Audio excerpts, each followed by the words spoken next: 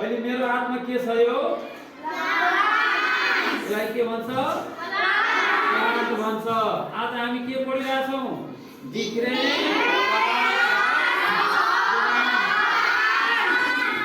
Plants का different पार्टहरुको बारेमा हामी आज स्टडी गरिरहेका छौं हैन।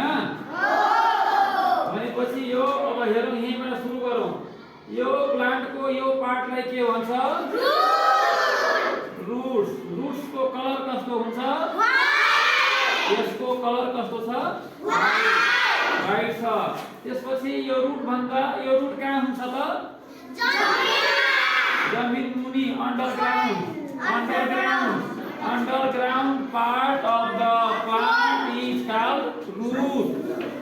रूट भन्दा माथिको यो पार्टलाई के भन्छ हो stem is the outer part of the ground हैन। stem is the outer part of the plant हैन। stem is the outer part of the plant which is out of the ground हैन। Ground को बाहिरपट्टि रहेको भागलाई हामीले के भन्छौं stem. Stem को कलर कस्तो छ यसको स्टेम को कलर ग्रीन कलर छ। त्यसपछि गएर यो पार्टलाई हामीले के भन्छौं लीफ हो लीफ को कलर कस्तो छ ग्रीन कलर छ। अनि त्यसपछि गएर यहाँनिर यो सेतो देखिन्छ नि यो अलिअलि प्लान्ट को के हो फ्लावर। त्यसपछि यहाँनिर यो फलेको देखिन्छ यो के हो त अनि प्लान्ट को यो भागलाई के भन्छ नि यसलाई ब्रान्च भनेको हाँगाहरु।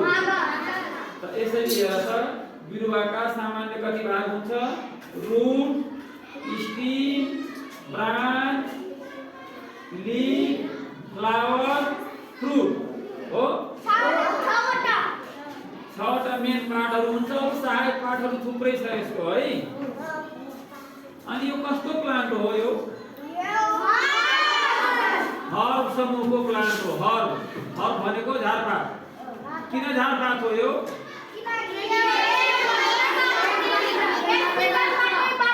हो यो एक सिजन मात्रै पाक्छ हो। त्यसपछि गएर यो कहाँ पानीमा पाउने प्लान्ट हो कि जमिनमा जमिनमा पाउने प्लान्टलाई के भन्छ टेरेस्ट्रियल ओके।